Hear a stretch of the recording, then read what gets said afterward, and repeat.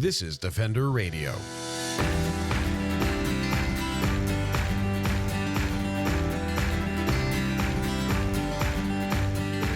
I'm Michael Howie, and this is Defender Radio, the podcast for wildlife advocates and animal lovers, brought to you by the Fur Bearers. Solutions to the climate crisis are multifaceted and require innovative thinking. It also means the way we've been doing things, particularly with development, need to change. Imagine the vast array of asphalt, concrete, tar shingles, and metals that cover cities. They don't absorb water and they retain heat, the opposite of what is desperately needed in many communities. What if we took all that infrastructure and made it green? While I traditionally avoid disagreement with my heroes, Kermit had this one wrong. It's getting easier to be green by the day. Defender Radio is joined by Dr. Anna Zakrisson, a green infrastructure researcher and science communicator, to discuss what green roofs and green infrastructure can do for our cities. Before we dive into the interview, I want to give a quick shout out this week to Nia Seni, editor-in-chief of Global Vegan Magazine. You can find an article on wildlife coexistence by yours truly, a profile of this podcast, as well as some amazing recipes, articles on vegan-related issues, and profiles in the latest edition of Global Vegan Magazine. Hit up globalveganmagazine.com to learn more. That's globalveganmagazine.com. I think to start, so talking about green roofs and green infrastructure, what is a green roof? I mean, you get a vision, and then I think you immediately have about 18,000 reasons why it can't work. So if you could explain sort of from the top what it is, that would be a great place to start. Yeah, first, a lot of people get super confused with the word green. They think it's just sort of eco-friendly roof or something like that, and they start thinking about maybe white roofs. They hear green roofs and they start thinking white roofs, which is kind of funny in itself. But a green roof is basically a roof it's an impervious area. So basically no water can go through into the building, because if it does go through into a building, you probably have a problem. So you put vegetation on top of an impervious surface. Now, we call green roofs can also be anything on an impervious surface. That can also be on a bridge. If you green a bridge, which is basically also an impervious surface, we would also refer to it as a green roof. So it could be a lot of crossings for wildlife. Could actually technically be seen as green roofs, because you need to make sure that the plants survive on this impervious surface, which is basically the trick of the trade, so to speak, when it comes to green roofs. Yeah, and that was when I first sort of thought about talking to you about this, because I follow you on social media, and I was reading about some of the articles you had done, and my first thought is, well, if I put plants on the roof, isn't it just gonna collapse inward? And again, based on my experience with roofs, when water comes in, it's a bad thing. And it feels like in Canada, we go to great lengths to keep water and snow off our roofs. Exactly, which is exactly why a green roof is actually good. It's actually contrary to what people think. People often think that there's going to be more leakage with plants and substrate on the roof. It's actually the other way around, because a green roof, it is basically covering up and protecting the waterproofing membrane. So when it comes to a bare roof, the waterproofing membrane can get a lot of damages from foot traffic, from tools being dropped, and hailstorms. And now with climate change, we get a lot more hailstorms now, especially here in Germany, in Berlin. It's significantly more now than it has been. So you have a lot of damage to the roofs, and this leads to leakage. Also, the waterproofing membrane gets UV damage. There was one study done by Suprema where they basically had a covered green roof and a bare roof, and they waited 22 years, and they checked out the membrane, and it was basically unchanged under the green roof, and it was completely degraded on the bare roof. So basically, a green roof leads actually to fewer damages, which is, you also can see with some insurance companies here in Europe that actually gives you better deals if you have a green roof, contrary to a bare roof. And it's fascinating too, because it then starts talking about stormwater retention, detention, and all of this. And for those who haven't done a lot of reading on this, stormwater is a massive issue for municipalities because you get these, even just an average storm creates a significant amount of water, and it has to go somewhere and can very quickly overwhelm a municipal sewage system or wastewater system, which then causes all kinds of flooding, which causes all kinds of other issues in drinking water and things. Yeah, and also So, the fact is that everything is just flushed from the city and flushed into the sewers. And most yeah. cities in the US and also in Europe and in many other places of the world, you have combined sewers, which basically basically is silly, but we basically collect the rainwater in the same sewers as the toilet water, basically the raw sewage. And in order to not have the system, and they're completely underdimensioned for our cities currently. So even if you have like just a medium storm, the system fills up. And in order for our toilets not to become shit fountains, I'm sorry to use that word, but poo fountains or feces fountains, I'm not sure like what I should use here. I don't think shit was the problem with that imagery, to be honest with you. Just want to be clear what's actually happening here. But in order for that not to happen, we create these feces fountains straight out into our local water bodies instead. So the wildlife has to deal with it instead. And this basically creates huge environmental issues. And here in Berlin, this is an example that I almost always take. The city smells of poo several times a year, especially in summer. And when it smells of poo, it is poo. And it's actually really dreadful when you think of it. I mean, it's also the other stuff that ends up in our water bodies as well, with leftover medications that very, very, like, no medications are basically 100% absorbed into our bodies. We often pee out maybe even up to 40-60% of the medications, and it all ends up in our water bodies untreated when you have these combined sewer overflows. And it's, of course, extremely expensive for the municipalities to treat all these huge volumes of water. So the best thing is to basically intersect the water at the highest point possible, the earliest point possible, before it can do any erosion or any damage at all. And that's basically the roof. Yeah, and it's fascinating. I recently saw an article, again, here in Hamilton, Ontario, asking people to consider using certain types of landscaping around the base of their homes. And it's the same thing, but about 10 feet lower. And it's saying put rocks or put, deep boxes at the base of your home. So as that water comes down, it gets slowed and it gets held back. And it seems, again, very obvious that, well, if we've got roofs, why aren't we catching it there? And again, I think there's two then sort of considerations. One is commercial and one is residential, or I should say large scale and small scale, maybe, because residential can be large scale. But I think of an Amazon distribution warehouse off the highway, which has a massive footprint. If they were to use a green roof, would that have a sizable impact, not just on stormwater, but on other climate-related issues? Yeah, absolutely. And here we come back a little bit to the question of loads on the roof. So now one of those big warehouses I have been working with projects like that, they basically often can take a little bit of a lower load, lower weight per square meter than for example, a residential house that is a little bit smaller. So, but they can still take an extensive green roof, which is maybe 10 centimeters thick or something like that. It's actually not a problem, and to provide for that area, about 50 to 60% of the annual precipitation volume is then retained by the roof, which is then, if you have a 3-4 hectare big roof, is a massive amount of water throughout the year. And it also captures a lot of air pollution and captures a lot of CO2, of course. But then you have to look at the whole life cycle analysis, which is a little bit more complex depending on what roof you use and so on. Yeah. And if you need any strengthening of the structure and so on.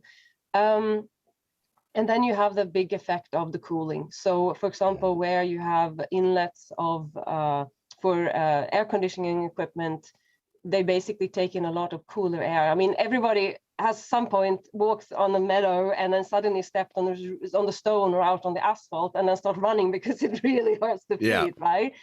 And that's the same thing on a green roof. You can have a bare roof where you basically have this super hot stone or asphalt, or you have this cool green roof basically, and you can save a ton of money every year by installing a green roof, and then basically having lower energy requirement for the building. And of course outside where people work, because of the thermodynamics, the cool air will sink from the roof as well, so you get cooling at grade as well. So it's not just localized on top of the roof and then nobody will get any of the cooling benefits, but the air actually moves, so you get the cooling benefit on the ground as well.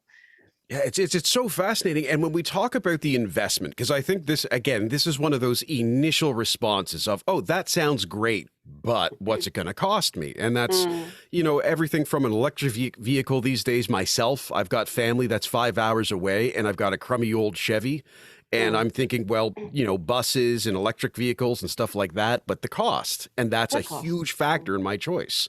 And when we talk about energy savings and stuff, it's like, yeah, it would be great to get the high efficiency furnace, but so if we're talking about spending a significant amount of money on, upgrading infrastructure or even just adapting modern or new architecture to incorporate this, is there a clear or available method to look at and say, yes, over time, we will benefit this much and amortize that cost effectively?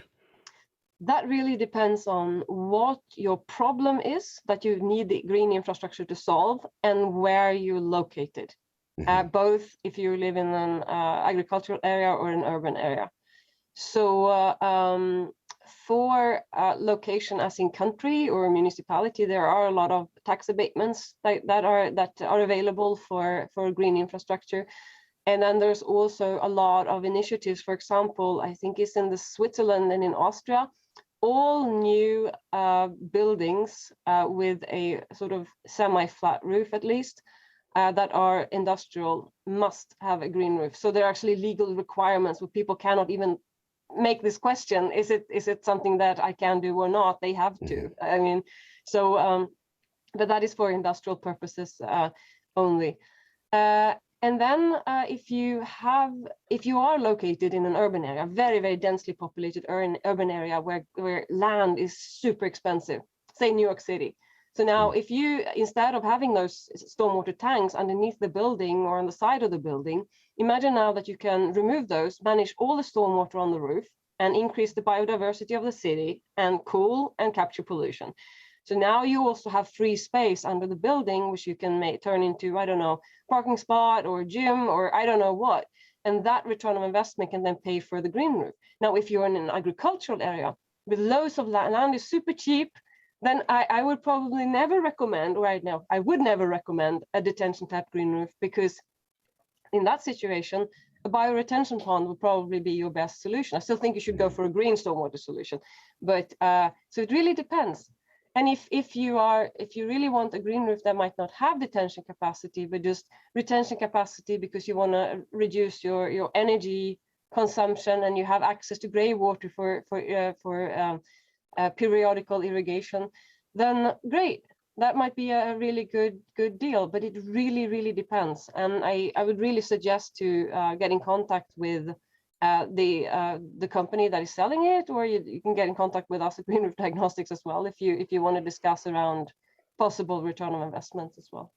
I want to reference an article you wrote for Living Architecture Monitor. Oh my God, I get scared now. Yeah. Living Architecture. Oh, come on. It's too early for me. Living Architecture Monitor, Green Roofs for Healthy Cities publication.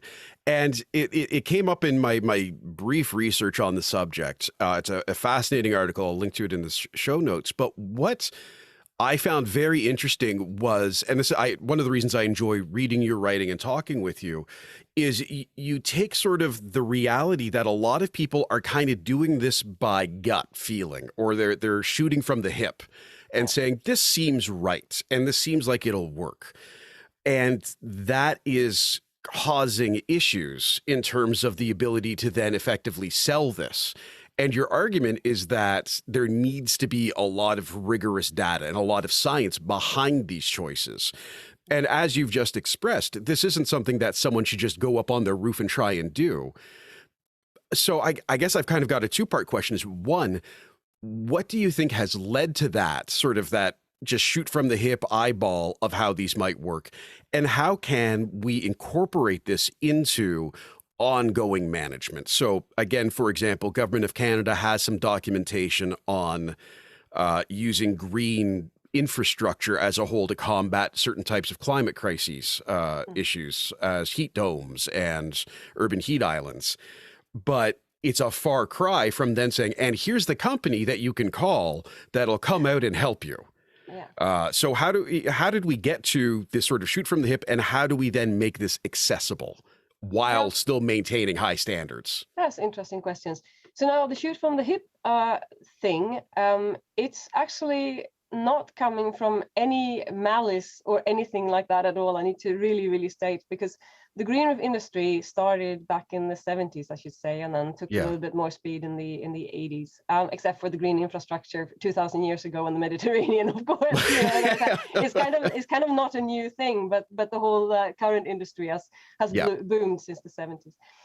So now there was a few fire souls, I would say, that really started this up. And as with anything, they contributed immensely, and it was just amazing that these people actually started this whole thing up. But unfortunately, there's been the development. Sometimes the science has been lagging a little bit behind, partly because it's a lot of feeling of, okay, we're doing something good. So it's not really this urgent feeling of, okay, we need to develop and question yourself and question yourself and question yourself. And I think now over the past years, this has really, really changed. So and everyone's on board, I have a feeling as well, and it's really, really moving forward. There's a lot of cool new innovation coming out, and I'm really it's really positive, I think. But that's basically where I think this shoot from the hip attitude came from in the beginning. But I would say that it's in the past now. So very, very much a sort of out of necessity, let's try this and see if it works. Look at that, it worked. Let's try the next thing. Yeah, exactly. But then you need to continue with that and not to say, okay, it kind of works, so therefore I'm going to continue like this for 20 years. That's not a good strategy. Yeah. So, but as I said, there's some fantastic people in the green roof industry nowadays. The second question, how to implement this. I think there's a lot of things to be learned from Austria and Switzerland, where they have both a lot of tax abatements, but also have extremely good green roof association. Grünstadt Grau is the association in Austria, and they have really clear websites where you basically almost just click your way through a questionnaire. So basically you end up with the sort of, okay, how will I finance this, or how will I do this and that? And then you have a list, you immediately get lists of companies that you can contact and so on. So it's very, very accessible. And this is like they have so many green roofs there now because of this. But then, of course, they have politicians that collaborate, and you have strong grassroots initiatives. So you have from all directions people who actually see the benefit and the purpose of this. And I think that can happen also in the US and Canada. I really hope so. Yeah, and you wrote, I believe it was you that wrote that there is a lot of misunderstanding, or maybe it's Green Roof Diagnostics, one of the websites that you've consulted with, or sorry, not websites, one of the companies you've consulted with, made the note of there's a lot of misconception in North America, or specifically the United States, about green roofs and green infrastructure still. And that's one of the roadblocks. Also, frankly, with the United States, the tax abatements or tax breaks are going to be a lot harder to get through in that political environment, I think, than it would be in Canada or much of Europe. Yeah. But I like the idea of the local level efforts as well. And there was a great example I read. Again, it was in this Government of Canada document that I'll link to in the show notes, that referenced Nathan Phillips Square in Toronto, which is City Hall, and that it was a local group of residents who petitioned to have, I think it was a little parquet or something, greening effectively installed at this square, and were successful, and were able to, as they citizens sort of advocated for this, find those people in Nice. government at various levels who were also advocating for it, and then made an almost impossible to deny case to city council to do this initiative, and it's been successful. So That's I really wonderful. think it's definitely something at a local level people can Yeah. start taking on. Absolutely. Yeah. And I think also just to the general move from gray infrastructure such as concrete stormwater tanks, which really I think should be something that sometimes they're needed, but they should only be used when they sometimes are needed and not as a sort of go-to solution when we have functioning green stormwater infrastructure that basically will create much more resilient and sustainable cities. Because I mean, we are up for a bumpy ride over the coming years, and we better prepare. Otherwise, we'll say, well, you might have to spend €2 now or $2, Yeah. but then if you don't, it might cost you a lot more down the line. And I don't want to be doom and gloom, but the reality is right now, and I made reference to this in just talking about this interview on Instagram at Howie Michael, if you'd like to follow. In BC, there was 500 deaths approximately associated with a heat dome event. Yeah. And that is my understanding of it in wildly simplistic terms, is effectively the changing temperature of the oceans causes the air to move differently and heat to get stuck effectively. Yeah. And one of the things we can do about this, though, is greening infrastructure, because this gray concept that you're referencing, I've also been reading a lot about, and that's all of our roads are gray. Looking out my back window, all of the shingles on the houses are gray, black, or dark green, or dark blue, or dark red. Absorbing the heat.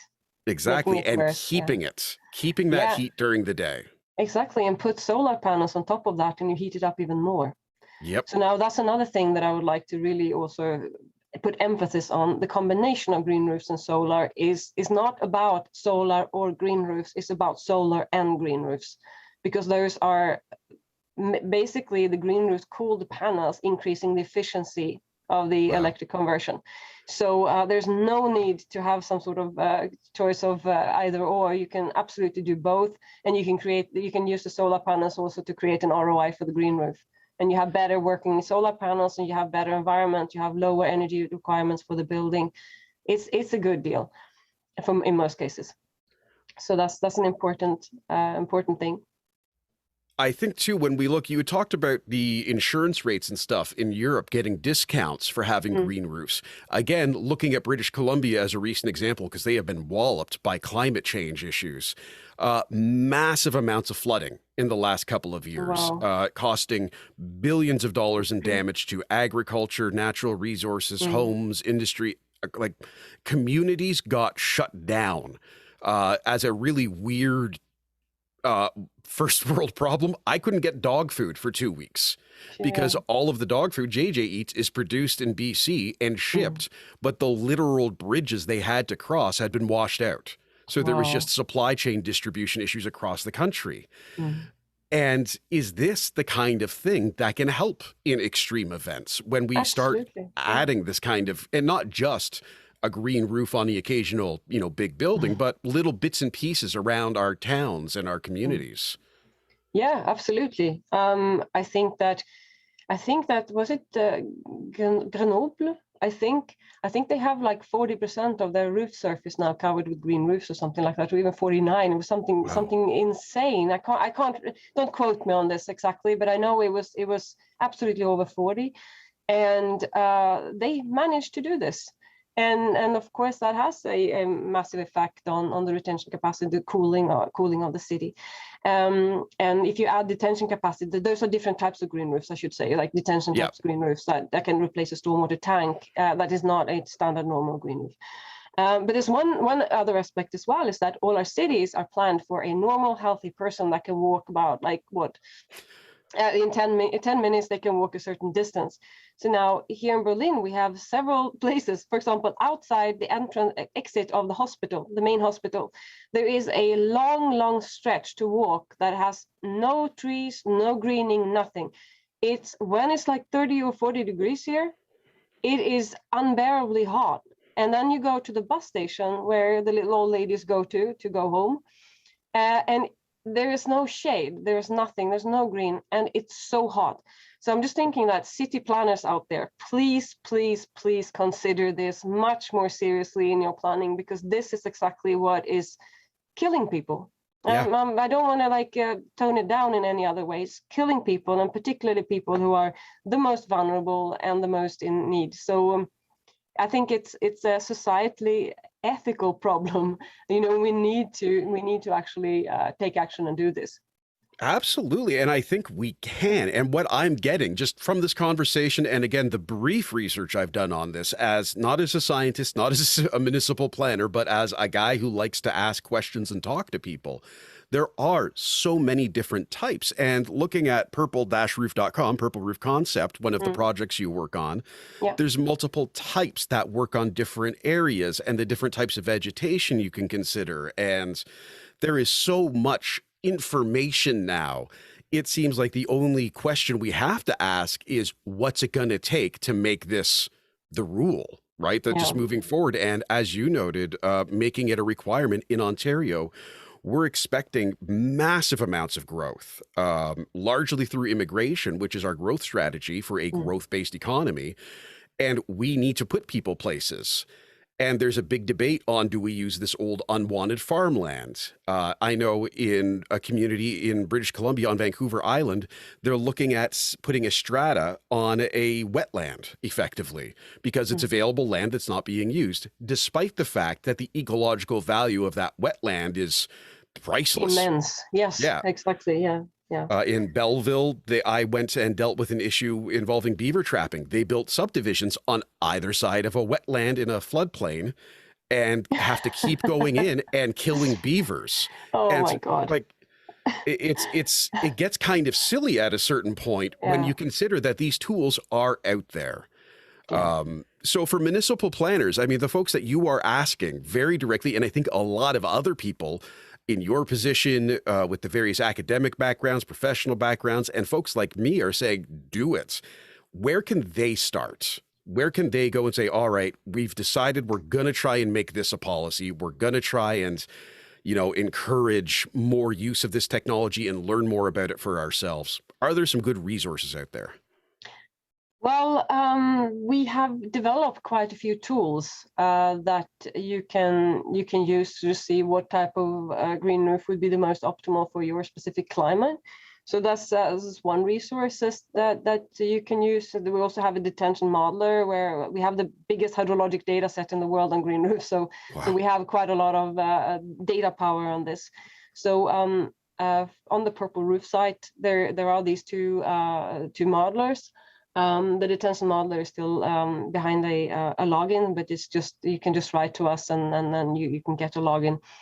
Then there's a lot of good information. Like, for example, Living Architecture Monitor has got a lot of nice articles out there as well. And the Purple Roof blog that I write for, most of the content there is about me. We try to basically, what my main task is to read the academic articles and then translate them into a language which is kind of understandable and not the ivory tower lingo that is over complex and kind of rubbish at times. So that's also some information that you can get. And most municipalities also have here in Europe also English speaking sites.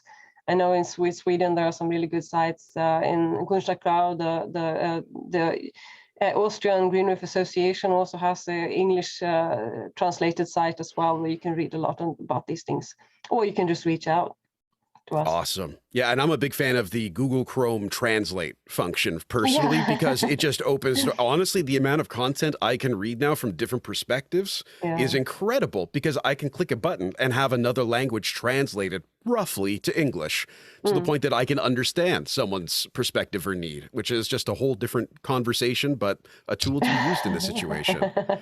To wrap up, I want to ask one last question, and it's related sort of to a photo I'm also going to ask for the episode art from the Purple Roof website.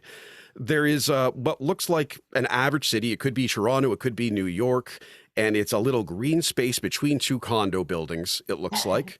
There's some benches, there's some trees, there's some shrubs, there's some grass, there's some moss. It's a full looking little ecosystem.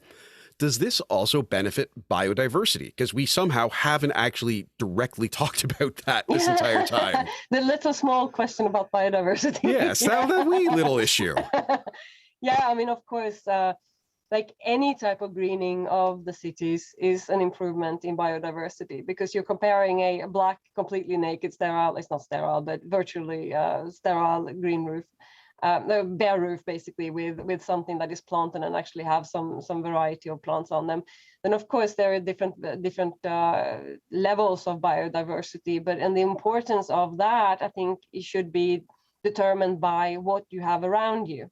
So now if you're surrounded by parks, then maybe the up cost of installing a very biodiverse green roof that has higher maintenance requirements might not be justified, because you might do well with an extensive seeding green roof, which is also increasing the biodiversity. It's just not increasing it as much. And if you're surrounded by parkland, maybe that's going to be sufficient, because we all have a certain budget that we need to keep, and we can't go beyond that. So I'm trying to be realistic as well. Then there are in some places of the world, which is like where it's rain frequently and everything, then a biodiverse green roof can be very easy and very cheap to install. So I'm not saying that biodiverse green roofs are more expensive per se. That's also not true. But if it's very important to get these corridors. We talked a little bit about corridors earlier as well, to get the corridors into the city, to connect the parks and connect these and green roofs, and also green walls. We haven't spoken anything about green walls. But yes, there are great trellis system and green wall system, or for green facades and all kinds of stuff, and then the green roofs, of course. So now we can create bridges between the parks where birds can land, where seeds can spread, and then where basically you have a connection of nature within the city, and that's very, very, very important. So to connect the biodiversity, to increase the genetic diversity as well. Yeah, and that's something I do know, again, from my experience covering municipal issues as a journalist. In Southern Ontario in the 80s, 70s, 80s, 90s, during a lot of development, developers would be told you have to have a certain amount of parkland or natural land. So they would take a corner of their space and make it a woodlot. And it is, originally it would be, call it 98% oak trees, 2% spruce, and that's it. And it would just sit off in the corner, and municipalities would be spending a ton of money trying to maintain them. And ultimately the issue is they were completely disconnected from ecosystems. You paved a circle around them. Yeah. Same with lawns. This I'm really people sometimes laugh at me because I get so upset about lawns. And no, but it's just sometimes lawns are very pretty and beautiful, but they are biodiversity desert. To consider them as some sort of nature in the cities, I think, is to it's not really quite what they are. I mean, they can be used for retention purposes for that, but there is a possibility to actually install urban meadows, and we have that a lot in Berlin over the last years. A lot of this well-manicured, fertilized, irrigated lawns have now turned into beautiful urban meadows, cost a lot less to maintain. They look fantastic, and when the rest of the grass is completely brown and dead because it's basically in midsummer and they've mowed it, these urban meadows still look nice. It's full of bees, it's full of insects. And actually, rat population declined, not increased after they have input. Yes. So it's a lot of pests actually decrease when you have an urban meadow and not increase.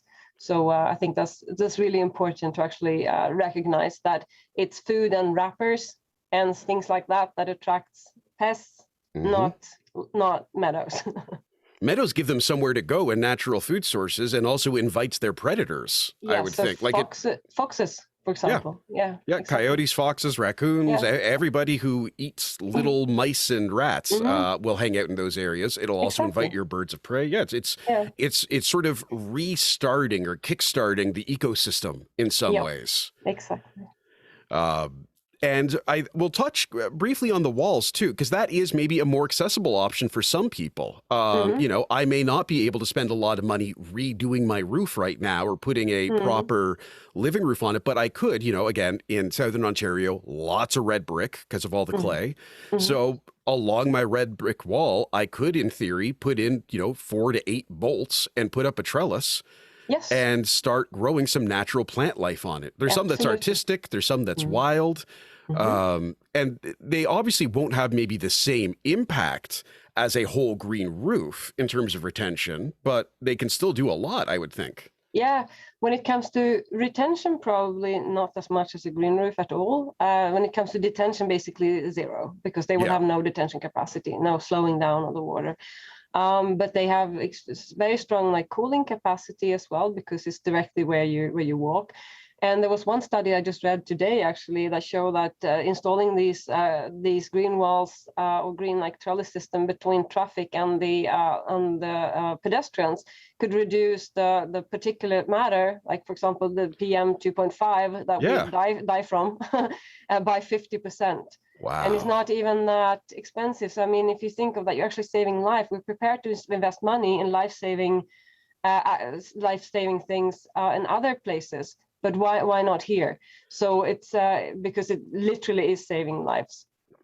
It could also act as a traffic calming measure. So again, in Hamilton, absolutely. We've had a disturbing level of pedestrian fatalities this year related to vehicles, and I've had many conversations with folks about traffic calming and how to manage all of that, and putting in, right, a center island with green on it, putting in between the bike lane and the pedestrians, or between the bike lane and the traffic lane, a short green trellis. Right? Like there's all kinds of interesting ways you can incorporate this stuff. And I think that's what's so exciting about it is we get a picture of a green roof, which is grass on a roof that's going to collapse and ruin everything. But what it really is a highly technical application that has significant economic and ecological benefits and can come in so many diverse ways to have diverse benefits too. Yeah. It's incredible. Absolutely. Yeah, I think it's pretty cool too. That's why I work with it. I love it. I would say it was really, really cool because I came out of my university studies with a rather weird combination of studies that I had taken and degrees that I had. And then I just realized that, you know, the green, the water, the soil, and also the marketing experience I had, it just came together, and green roofs, perfect. Yeah, can't wait for more.